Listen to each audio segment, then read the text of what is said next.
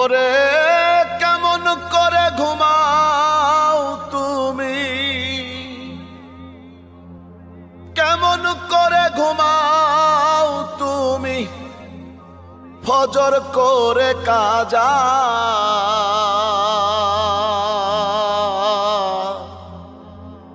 এমনও তো হতে পারে জোহরে জানাজা তোমার, এমনও তো হতে পারে জোহরে জানাজা। মুসলিম হয় না জন্ম নিলেই মুসলমানের ঘরে, কাফের মুমিন তফাতটা হয় সালাতের উপরে। হে